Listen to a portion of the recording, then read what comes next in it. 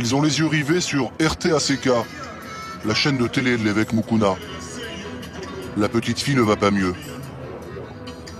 Elle n'a pas de force et continue à gonfler. Je vois bien qu'elle souffre, elle n'est pas guérie. Elle vomit, elle a mal au ventre et ses pieds sont toujours gonflés. Les parents sont sans emploi. Ils ont dépensé leurs dernières économies pour une consultation médicale. Maintenant, on nous demande de faire des analyses. On ne sait pas quel traitement ils vont lui donner, mais de toute façon, on n'a pas les moyens. Ça coûte combien? Entre 110 et 120 euros.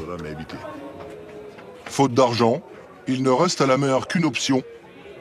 Retourner voir l'évêque Mukuna, en espérant un miracle. Vous croyez que ça va sauver votre fille? J'ai la foi. Au pays de la misère, les églises de réveil ont encore de beaux jours devant elles.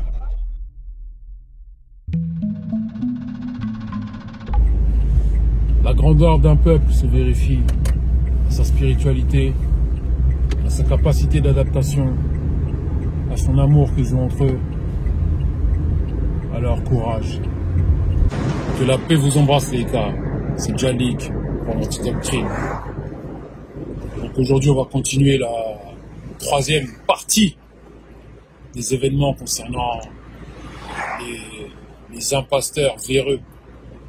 On avait déjà fait 2, c'était sur à peu près sur la même lignée, mais là j'ai découvert d'autres pépites sur lesquelles il faut vraiment s'appuyer afin que les frères qui sont plongés dans cette doctrine puissent en sortir ou puissent faire plus attention avec qui ils s'engagent. Vous comprenez?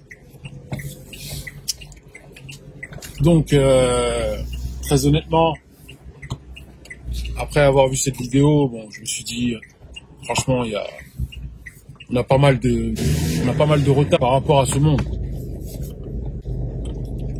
Et quand je dis retard, je ne parle pas sur le plan matériel ou autre, parce que le plan matériel vient avec le spirituel. Mais c'est surtout nous-mêmes sur le plan spirituel que nous sommes en retard. Très honnêtement, ça me fait mal de voir que des frères, des gens censés guider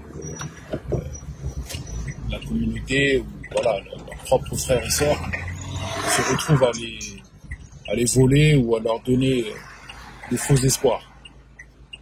Mais le problème, encore une fois, c'est quand on regarde de l'autre côté du miroir, comme je le dis toujours, le problème, encore une fois, c'est nous-mêmes. Pour quelle raison nous avons toujours cette tendance à nous laisser guider par des personnes qui nous baratinent. Nous n'arriverons pas à nous élever. Parce que les personnes qui vous guident sont des personnes sombres et sont des personnes qui sont seulement disposées dans le matériel. Ils sont pas réellement disposés à leur spirituel. Vous comprenez?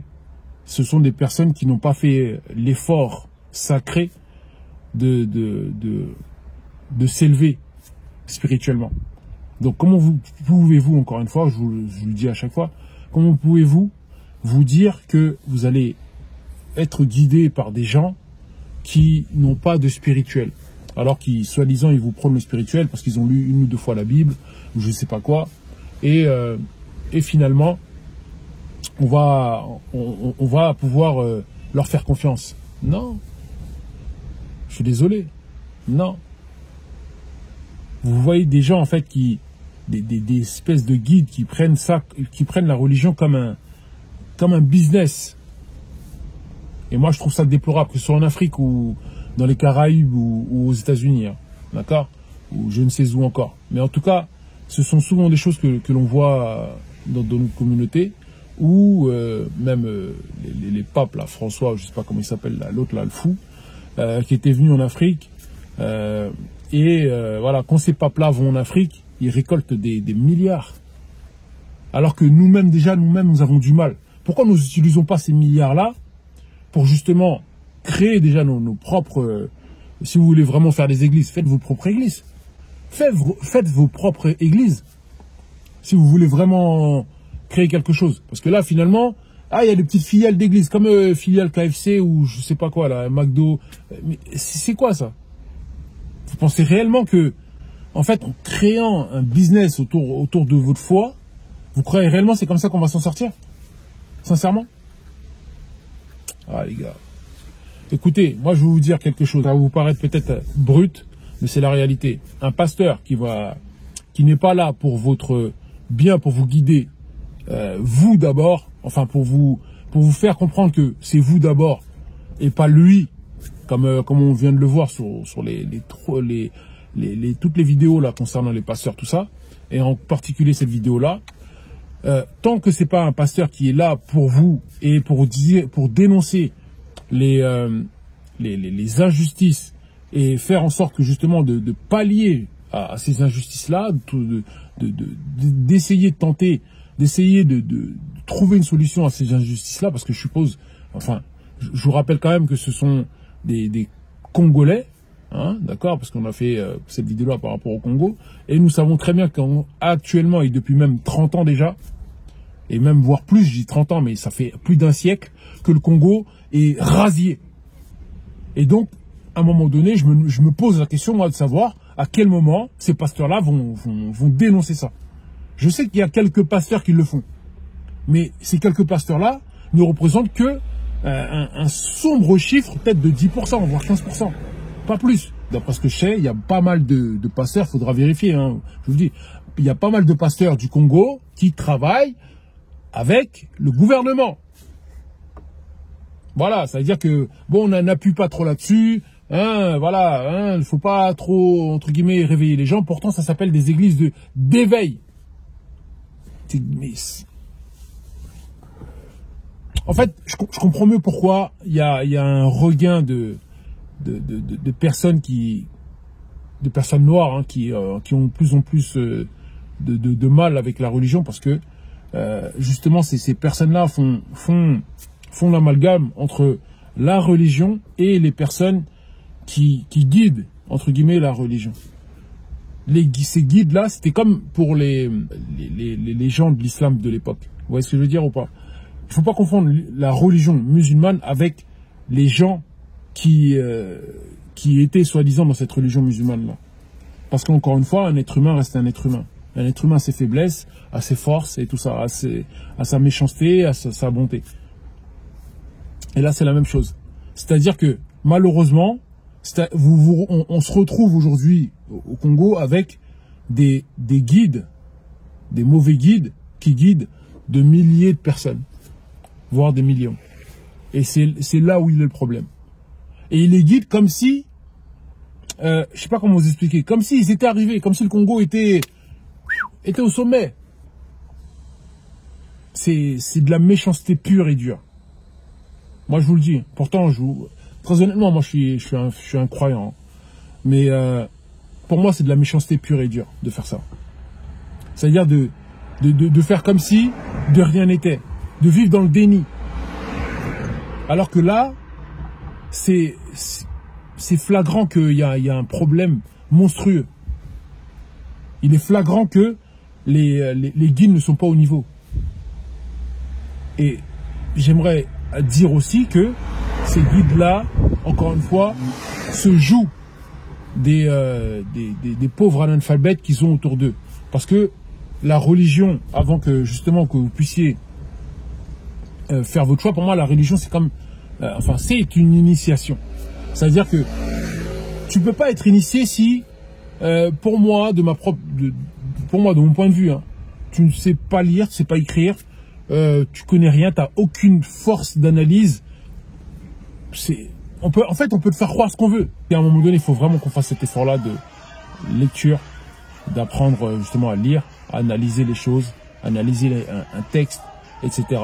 Et malheureusement, nous savons très bien que en Afrique, de manière générale, l'éducation en bas âge ou voilà milieu âge, tout ça, etc., ne sont pas les meilleures. Et ça, je pense que pour tous les profs afrodescendants ou autres qui sont en Occident,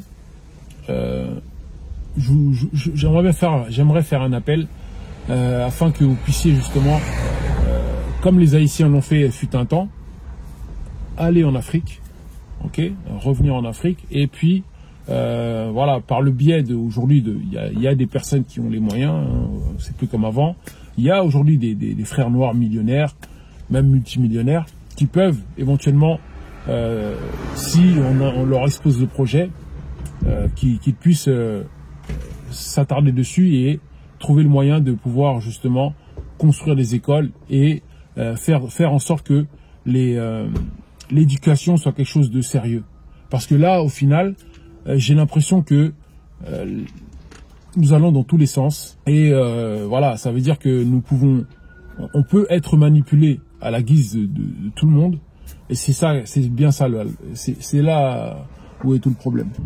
Donc éventuellement, on peut faire l'effort de ce rassemblement pour mettre nos forces ensemble afin que nous puissions concevoir des écoles, afin que nous puissions concevoir toute forme de structure qui puisse nous faire avancer, nous aider dans notre vie matérielle d'ici-bas et qui pourra éventuellement nous aider dans notre vie spirituelle de l'au-delà. J'en profite pour rebondir sur ce que je disais tout à l'heure par rapport au business.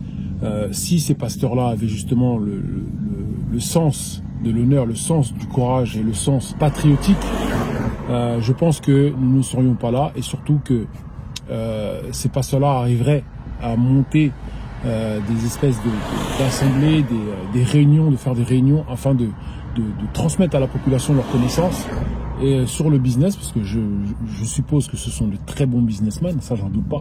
Maintenant, ce sont des businessmen qui luttent que pour leur propre ventre, et c'est ça qui me dérange. Donc par rapport à ça, comme je vous le disais, j'espère que nous allons pouvoir évoluer mentalement. J'espère que nous allons pouvoir dans le futur avoir un meilleur amour pour soi-même et pour notre prochain. Car comme je vous le disais au début, on reconnaît un peuple, un grand peuple, à sa spiritualité, à son amour pour soi et pour les autres. Hein, quand je dis son amour pour soi et pour les autres, à son courage, à sa volonté de faire les choses en grand et bien. Vous voyez ce que je veux dire? C'est tout ça. Donc j'espère en tout cas que toutes les personnes qui ont foi en l'humanité, en Dieu ou autre, j'espère qu'elles verront dans mon message un encouragement et surtout un espoir. Le continent africain en lui-même en a cruellement besoin, et j'espère en tout cas que nous serons un jour à la hauteur de nos pensées. Que la paix vous embrasse, c'était Djalik pour l'Antidoctrine.